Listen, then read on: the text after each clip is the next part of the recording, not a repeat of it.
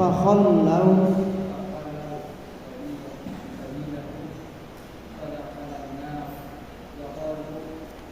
lil akhar li uqarriba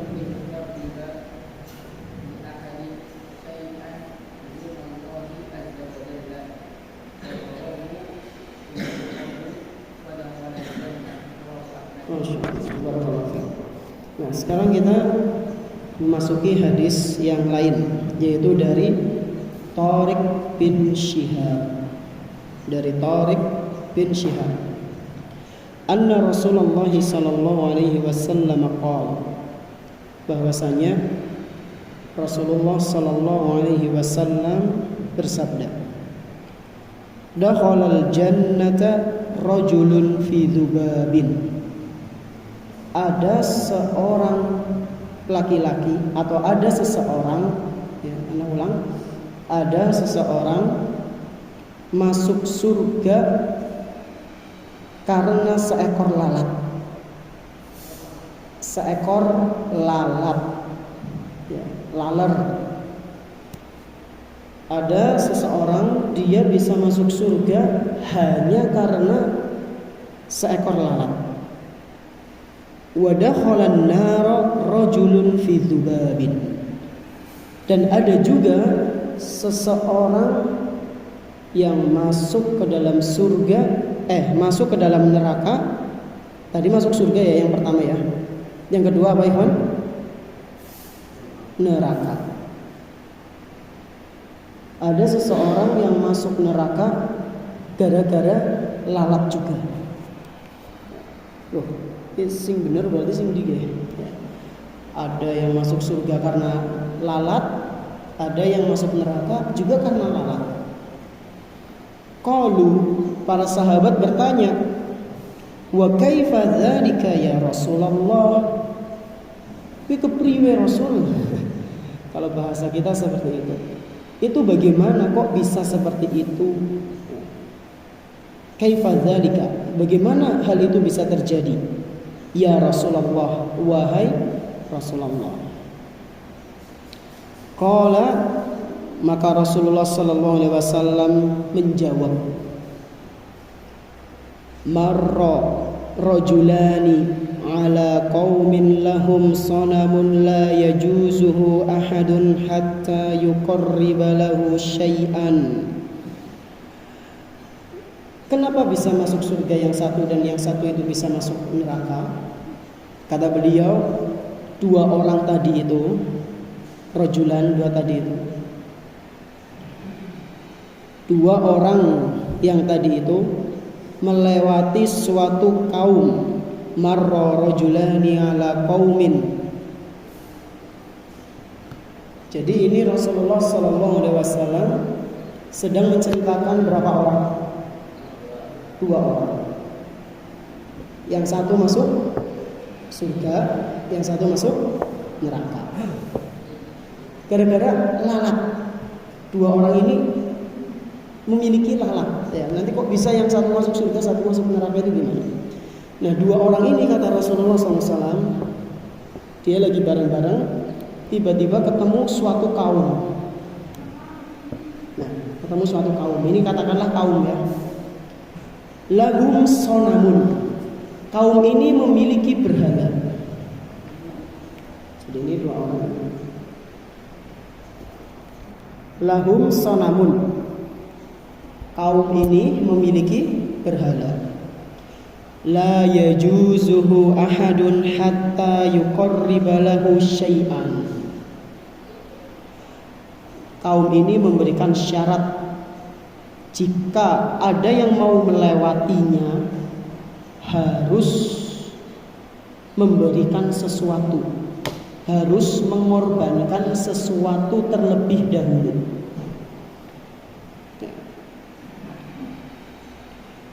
Tidak boleh ada orang yang melewati kaum ini kecuali jika dia telah memberikan apa? Korban. Ingat, kita babnya tentang apa? Berkurban atau menyembelih untuk selain Allah.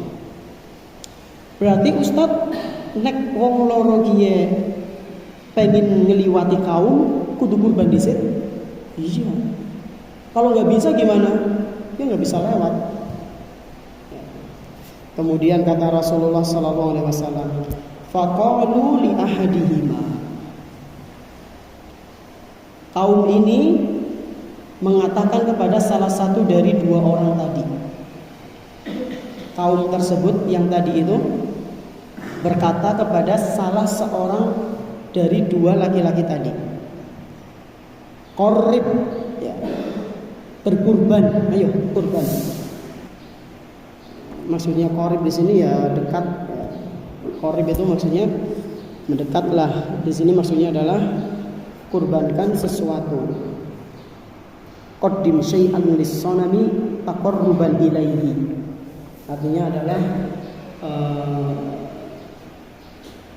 ya berkurban, gitu bahasa sederhananya adalah disuruh untuk berkurban. Maka ini berkata, qala laisa indi syai'un uqarribuhu. Aku sama sekali enggak punya apa-apa untuk dikorbankan. Anak ulang, aku sama sekali enggak punya apa-apa ya. Terjemahannya, aku sama sekali enggak punya apa-apa untuk dikorbankan. Lalu kaum ini mengatakan, qalu lahu qarrib walau dubaban. Berkorbanlah meskipun hanya dengan satu seekor lalat. Jadi enggak mesti harus sapi, enggak mesti harus kerbau, enggak mesti harus unta, apa saja. Meskipun satu ekor lalat. Lalu orang ini pun faqarraba dubaban.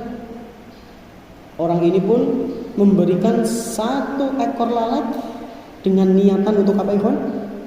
Berkurban. Nah, lalat ini dikasih untuk siapa? Untuk berhala kaum ini. Nih, kita bayangkan ini berhalanya nih ya. Ini gede banget. Ini kaum. Nih, kurban dulu untuk ini. Kalau ente sudah kurban untuk ini, ente boleh lewat. Meskipun hanya satu lalat, iya, meskipun hanya satu lalat. Mana? Akhirnya dia nyari lalat. Oli. Ya, nyari lalat ya. Dikasih. Ya, kasih sini. Oh ya. Set. Dah. Faqarraba dubaban. Orang ini berkurban dengan satu lalat. Fakhallau sabilahu. Maka orang ini diizinkan untuk lewat. Dah. Pas orang ini mati, dakhalan nar. Masuk. Lihat nih, masuk neraka. Masuk neraka ya. Lalu si kaum ini bilang kepada si yang satunya, wa qalu lil akhar. Mereka berkata kepada yang satunya. Tadi kan ada berapa orang? Ada dua orang. Qarrib, berkurbanlah. Faqala ma kuntu liuqarriba li ahadin syai'an dunallahi azza wa jalla. Kata orang ini, aku tidak akan pernah mengkorbankan sesuatu pun dalam bentuk taqarrub kecuali kepada Allah. Kepada selain Allah aku nggak akan mau. Bahasa sederhananya, aku tidak akan pernah mau mengkorbankan sesuatu kepada selain Allah. Maka apa yang terjadi, ikhwan? Orang ini dibunuh. Fadarabu unuqahu.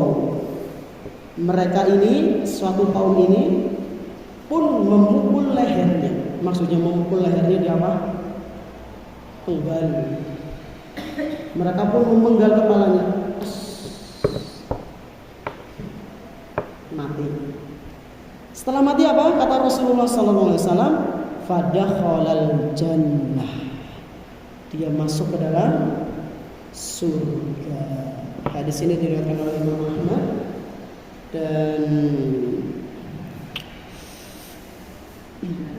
Imam Ibnu Abi Syaibah, Imam Ibnu Al-Arabi dan yang lainnya. Baik. Kira-kira setelah kita mendengar hadis ini ada hubungannya dengan bab enggak? Apa hubungannya? Mempersembahkan sesuatu untuk selain Allah itu merupakan kesyirikan, meskipun itu hanya seekor lalat. Oleh karena itu ketika antum misalnya nanti pergi ke suatu tempat, lalu di situ ada syarat, dan di dalam syarat itu ada bentuk peribadatan kepada selain Allah, atau bentuk ibadah yang ditujukan untuk selain Allah. Contohnya tadi suruh berkurban.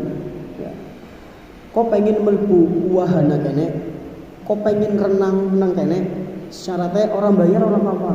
Lalu terus apa? Golek nawalang. Gue ngapa walangnya? Oke, gue patung deh. Antum mau renang di situ? Antum mau renang di situ? Jangan mau. Karena itu termasuk kurban kepada syirikan, kepada berhala. Intinya kalau ada persyaratan-persyaratan yang mana di situ mengandung ibadah, kemudian kok ditujukan kepada selain Allah, ini adalah bentuk kesyirikan. Nasallallahu as-salamah wal afiyah. Baik, lanjut langsung ke al-fawaid. Iqra Yusuf Asari.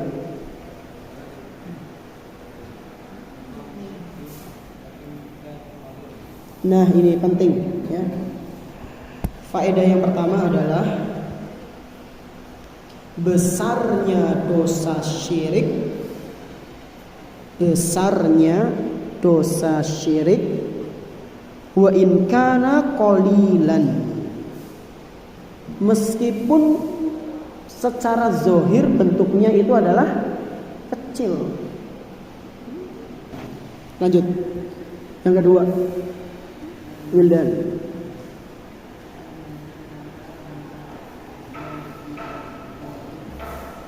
Nah, ini juga penting. Dalil ya, antar anna bahwasanya al jannah surga, wan nar dan juga neraka maujudatani, keduanya itu sudah ada. Jadi nanti kalau antum di luar sana ketemu sama orang-orang yang menentang bahwasanya surga dan neraka itu enggak ada, saat ini belum ada, antum bisa bawakan hadis ini. Hadis ini sebagai dalil yang menunjukkan bahwa surga dan neraka itu sudah ada. Buktinya apa? Tadi yang di hadis, ada orang masuk surga, ada juga yang masuk neraka. Berarti itu sudah ada, benar. Nah, bukti lain contohnya apa? Seperti surganya Nabi Adam pada saat itu, ketika dia lagi masih ada di surga sana. Berarti kan surga sudah ada. Neraka juga sudah ada, diciptakan oleh Allah Subhanahu wa taala. Terus Rozi.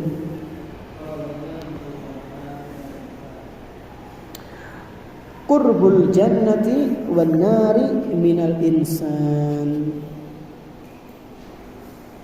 Dekatnya surga dan neraka dari manusia. Tahdhiru minadz dzunubi wa in kanat saghiratan fil husban. Peringatan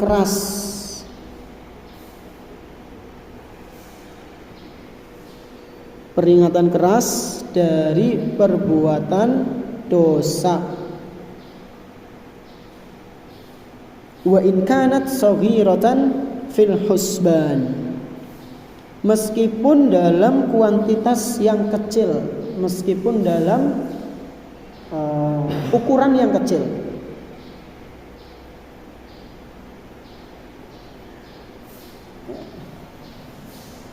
Meskipun menurut kita, menurut seseorang itu adalah sepele lah gitu, tetap hati-hati. tetap hati-hati. Terus lanjut. Bayanu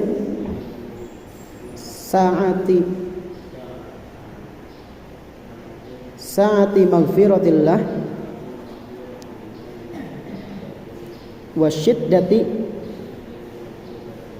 ya, penjelasan tentang luasnya ampunan Allah Subhanahu wa ta'ala. Penjelasan tentang luasnya luasnya ampunan Allah Subhanahu wa ta'ala, wa syiddati uqubatihi, dan kerasnya azab Allah Subhanahu wa ta'ala, dan kerasnya azab Allah Subhanahu wa ta'ala. Lanjut, siapa? Rafi, Iqra. Ya, annal a'mala bil khawatim, sesungguhnya amalan-amalan itu tergantung penutupnya. Baik, munasabah Zidan.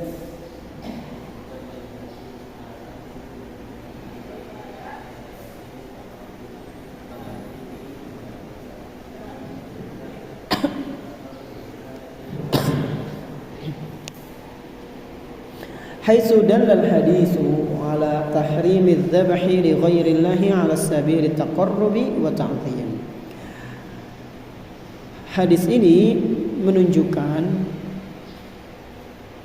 haramnya menyembelih untuk selain Allah.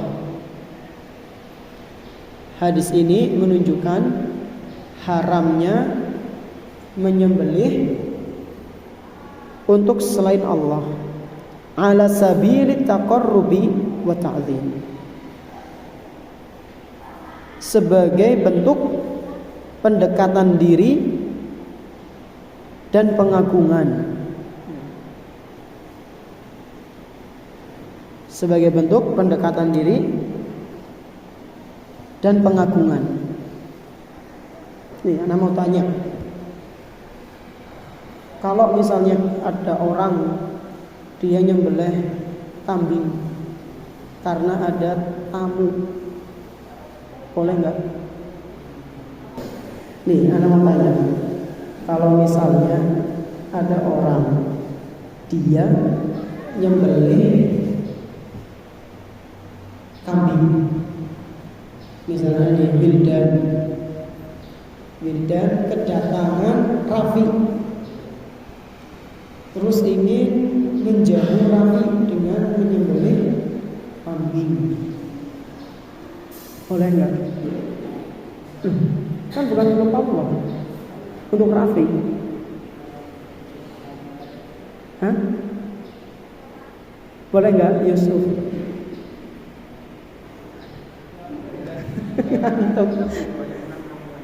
Apa? Masya Allah, boleh. Sebagaimana Nabi Ibrahim melakukannya kepada siapa? Nabi Ibrahim kepada siapa? Para malaikatnya. Selain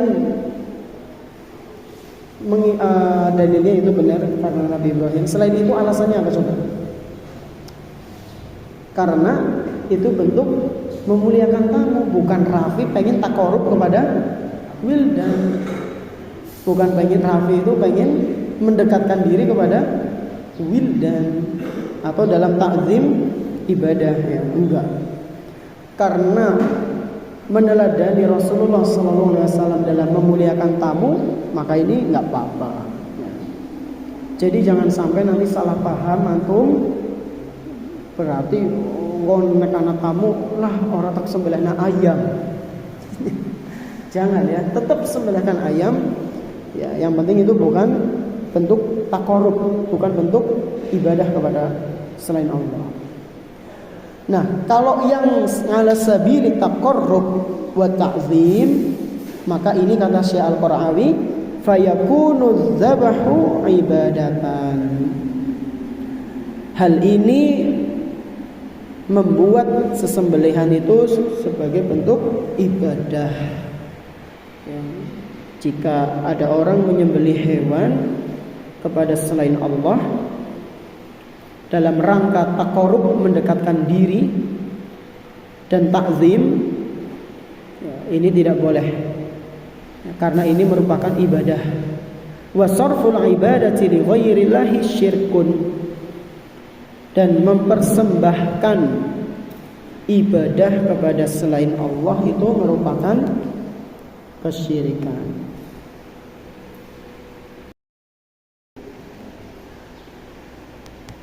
Udah? Baik, sebentar. Ini di surat An-Nahl ya. Yusuf, surat An-Nahl ayat berapa? 106. Nah, di sini Syekh Al-Qaradawi ingin menjelaskan tentang orang yang dipaksa untuk kufur dengan orang yang ridho. Orang yang dipaksa untuk melakukan kekufuran, kesyirikan, dengan orang yang ridho melakukannya itu secara rela, itu beda. Ya. Mulahadhatun, hadzal haditsu la yu'aridu qawlahu ta'ala illa man ukriha wa qalbuhu mutmainnun. Hadis ini tidak bertentangan dengan firman Allah Subhanahu wa taala yang bunyinya man kafara billahi min ba'di imanihi illa man ukriha wa qalbuhu mutmainnun bil iman. Ini harus ditulis ini. Anda tulis ayatnya secara lengkap ini. Ini ditulis ikhwan.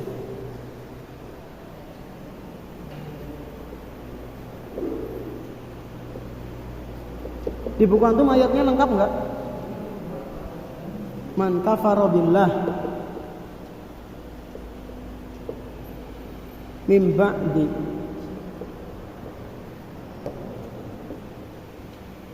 iman.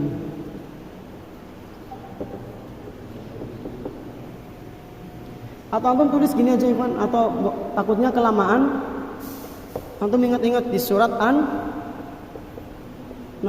ayat 106. Nanti antum bisa salin di asrama. Illa man ukriha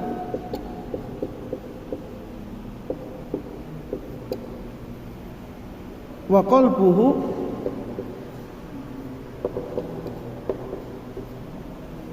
mutmainnum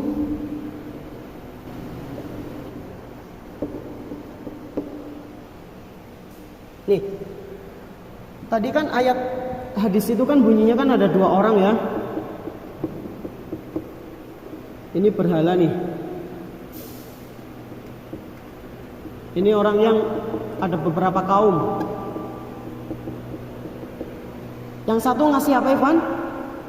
Lalat. Yang satu enggak. Ini kan kalau mau lewat sini harus ngasih lalat. Dia mengorbankan lalat satu untuk berhala. Nah, di sini para ulama hadis menjelaskan orang ini ketika memberikan lalat kepada berhala ini, dia itu rela. Ya, ini masuk surga karena nggak mau menaikkan. Nah, hadis ini tidak bertentangan dengan firman Allah Subhanahu wa taala di surat An-Nahl. Maksudnya gimana Ustaz? Kata Allah, "Man, barang siapa kafara billah, dia kufur terhadap Allah, kafir, mengingkari Allah Subhanahu wa taala. Min ba'di imanihi, padahal sebelumnya dia beriman kepada Allah, maka orang ini akan mendapatkan azab." Orang yang kafir kepada Allah padahal sebelumnya beriman, artinya apa Ikhwan? Murtad. Maka orang-orang seperti ini akan diazab oleh Allah Subhanahu wa taala. Illa, kecuali man ukriha wa qalbuhu mutmainnum bil iman, kecuali orang yang dipaksa untuk mengucapkan kata-kata kufur dan hatinya ini tetap beriman kepada Allah Subhanahu wa taala. Contohnya apa Ustaz? Contohnya kasus dulu pernah ada di Suriah, orang dipendam setengah badan nih. Kemudian di sini udah ditodong pistol, apa? Senjata yang panjang itu apa namanya? Enggak tahu lah, paras panjang apa-apa. Disuruh mengucapkan Bashar ilahi, la ilaha illa bashar, na'udzubillah. Suruh ngucapin seperti itu. Kalau enggak, bunuh. Itu kalau dia ngucapin seperti itu, dosa enggak ikhwan? Tergantung. Kalau hatinya mutmainnun bil iman, tetap beriman kepada Allah, hanya sekedar ucapan, karena dipaksa, ingat illa apa? Ukriha qalbu wa qalbuhu mutmainnun. Kalau dipaksa, Allah memberikan keringanan, enggak apa-apa. Tapi kalau mengucapkan hatinya ikut, nah ini muskilah. Ya, ini muskilah. Kemudian dalam hadis ini disebutkan li'anna rasula, karena Rasul sallallahu alaihi wasallam qala fi hadzal hadis, bersabda di dalam hadis ini, faqarraba dzubaban, orang tersebut benar-benar memberikan lalat untuk kurban. Wa taqribu yadullu ala ridahu, dan kata takrib, qarraba yuqarribu takriban, di sini menunjukkan bahwa dirinya itu ridho bihadzal amal, dengan amalan yang dia kerjakan. Wan syirahi qalbihi lahu, dan hatinya tidak mengingkari perbuatan tersebut. Jadi tidak ada pertentangan ya. Kalau di hadis ini orangnya dipaksa nggak Ivan? Nggak dipaksa. Karena tadi nih kaum ini mengatakan qorib. Ketika seseorang mengatakan qorib, maksudnya adalah kurban secara ikhlas. Gitu. Akhirnya dia pun kurban secara ikhlas dan masuk ke neraka. Jadi tidak ada pertentangan antara hadis dengan ayat di surat An-Nahl, itu ayat ke-106 ya. Baik. Ila huna ikhwan, hal min soal? Ma fi soal?